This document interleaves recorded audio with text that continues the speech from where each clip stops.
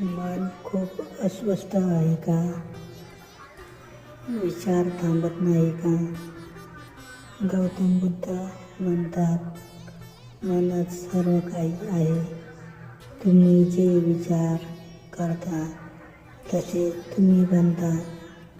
मन शांत ठेवण्यासाठी फक्त एक गोष्ट करा. डोळे मिटा आणि श्वासावर लक्ष द्या. श्वास आत घ्या, श्वास बाहेर घ्या. मन भटकलं आहे का? काही हरकत नाही.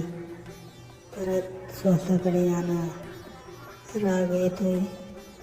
बुद्ध म्हणतात, राग हा धरून ठेवणे म्हणजे गरम कोळसा हातात धरल्यासारखे आहे. माफ करा आणि सोडून द्या.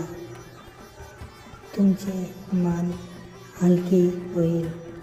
आजपासून फक्त 5 मिनिटे स्वतःसाठी काढा आणि पहा तुमचं आयुष्य कसं बदलतं.